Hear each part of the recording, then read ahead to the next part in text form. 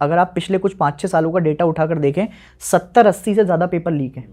आप SSC GD का paper देख लो, आप पेपर चाहे नीट का देख लो, चाहे आप उसके अलावा कोई और छोटे से छोटा पेपर उठा के देख लो। इनफैक्ट सीयूटी में हमने बताया बच्चों को कि सीयूटी पेपर आपका लीक नहीं है, कुछ नहीं है, पर बच्चों ने हमें उसमें भी बोला कि सर कई जगह सिस्टम काम नहीं किए। एक दिन ऐसी भी शिफ्ट आई बच्चों की जिस शिफ्ट में बच्चों को वापस भेज दिया गया, 2 घंटे वेट कराया गया बच्चों को और उनसे बोला गया कि हम अभी पेपर कराएंगे, अभी पेपर कराएंगे, और 2 घंटे बाद बच्चों को बोला कि आप चले जाओ।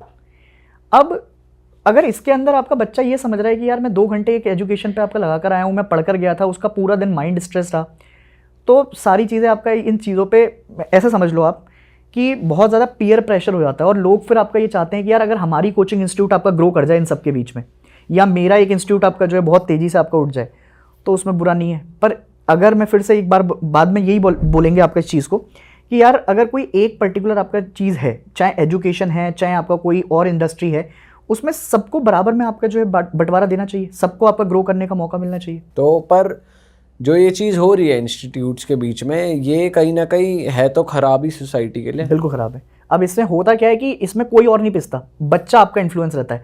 एज एन पेरेंट्स मैं पैसा देकर आता हूँ ना कोचिंग के अंदर, तो मैंने देखा 4 बंदे इस इंस्टीट्यूट से निकले हुए हैं, तो मैंने इसी की तरफ अपना बच्चे को डाल दिया, ये बिना सोचे समझे कि क्या इस इंस्टीट्यूट के अंदर कोई वो टीचर आता है जिससे मेरा बच्चा पढ़ना चाहता है। अच्छा, ये बहुत चलता है आपका कोचिंग इंस्टीट्यूट्स में कि जो बड़े आपका जो है प्लेयर्स हैं, जैसे कुछ टीचर्स होते हैं जो बहुत वायरल टीचर्स होते हैं जिनसे पढ़ के रिजल्ट्स आ रहे होते हैं, तो उनके नाम पर आपका बच्चे को एडमिशन दिलवाया जाता है। अब उसी कोचिंग इंस्टीट्यूट के 10 अलग अलग जगह चैनल हैं या 10 अलग अलग जगह कोचिंग इंस्टीट्यूट खोल रखे हैं, क्या वो टीचर हर जगह वहां पर जाकर पढ़ाकर आता है? ये तो पॉसिबल नहीं है। पर बच्चे को एडमिशन उसी के नाम पे दिलवाया जाता है, और बच्चा फिर बाद में इन्हीं चीज़ों के ऊपर क्या करता है, परेशान रहता है कि यार वो टीचर नहीं आया। अब वो अपना सिलेक्शन ये बेसिस पर नहीं देख रहा है कि मेरी मेहनत कम हुई या मैंने आपका मेहनत कम की, ये बेसिस पर नहीं हुआ। अब वो सिलेक्शन इस बेसिस पर देख रहा है कि मुझे उस टीचर ने नहीं पढ़ाया, अगर वो टीचर मुझे पढ़ा देता तो मेरा सिलेक्शन हो जाता। करेक्ट।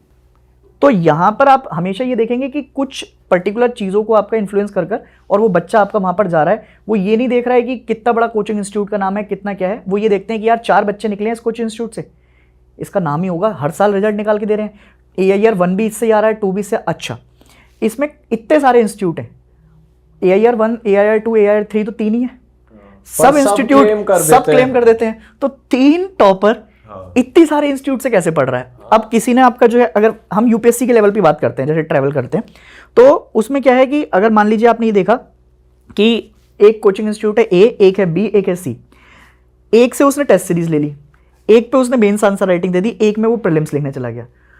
अगर उसने जरा सा भी आपके यहाँ रजिस्टर भी किया है तो मतलब वो आपसे पढ़ा हुआ है।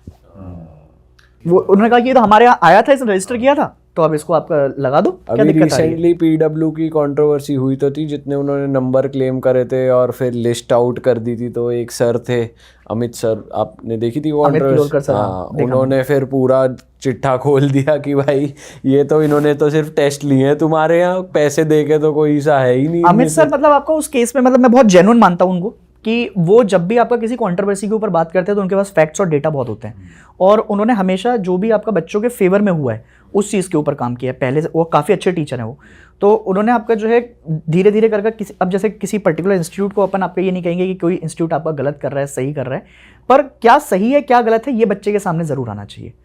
तो अमित सर ने जो आपका बताया वो एकदम जेन्युइन फैक्ट्स थे, और जेन्युइन फैक्ट्स के बेसिस पर आपका चीज़ें कर दी उन्होंने। आप किस तरीके से देखते हो भाई अपने प्रोफेशन को, कि आपके मतलब आप नहीं इन पर्टिकुलर, बट क्या टीचर्स भी पैसे से इन्फ्लुएंस होते हैं कि भाई कोई इंस्टीट्यूट कह रहा है कि भाई मेरे यहाँ आ जाओ, मैं ज़्यादा पैसे दूंगा, बट वो मॉरली करेक्ट नहीं है, मतलब थोड़ा सा करप्ट इंस्टीट्यूट है?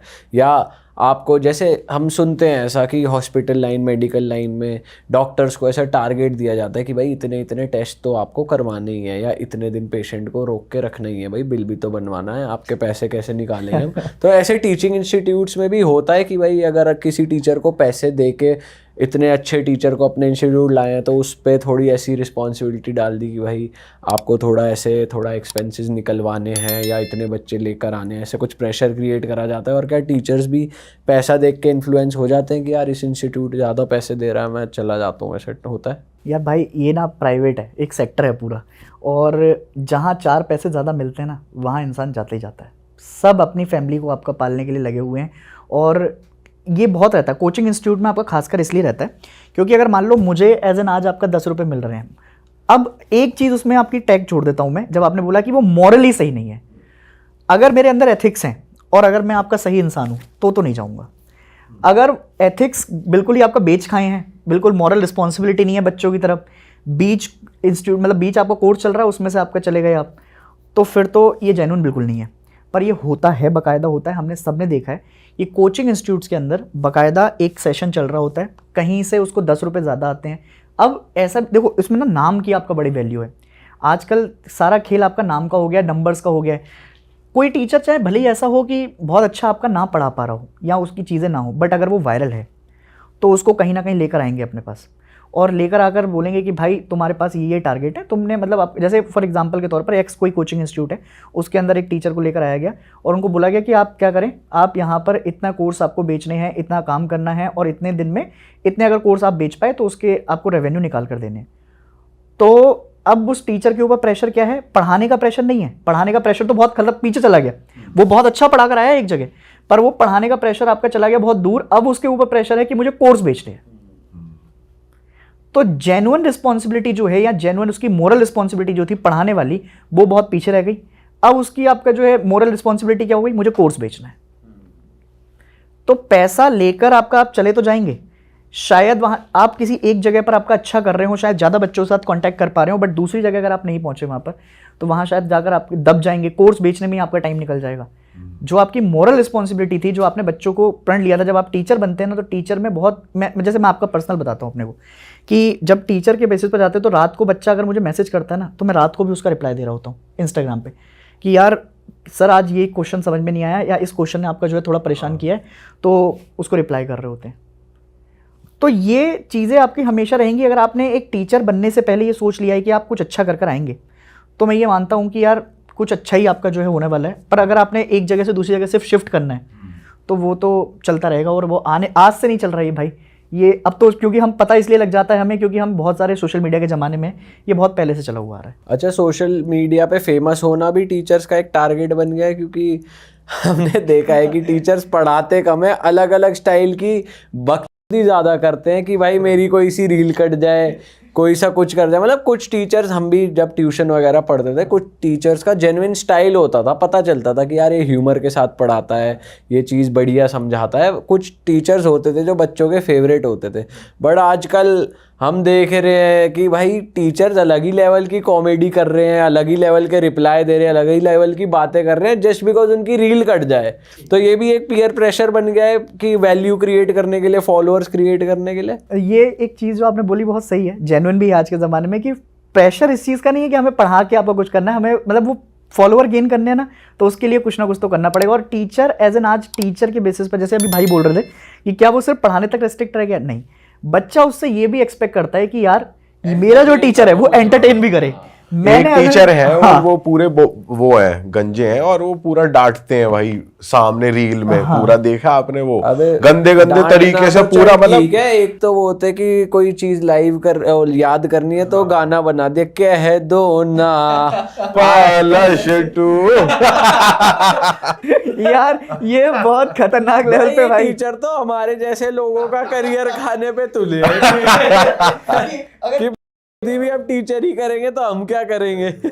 अब देखो इसमें ये है कि यार हर इंसान आपका ये चाहता है कि मैं कुछ ऐसा बना दूं, गानों को जोड़कर आपका कहीं ना कहीं कुछ ऐसा कर दूं कि जिससे कुछ वायरल हो जाए। तो कई टीचर हैं जो ह्यूमर दिखता है, जिसमें साफ साफ दिखता है कि यार इसने कुछ ऐसा काम किया है। जैसे खान सर का ह्यूमर जेन्युइन दिखता है, वो तो कपिल शर्मा पे भी आके हंसा देते हैं। अरे वाह, आपने ये वीडियो यहाँ तक देख ली भाई, तुमने हमारी मेहनत सफल कर दिया। तुम ही लोग हो असली रियल हिट।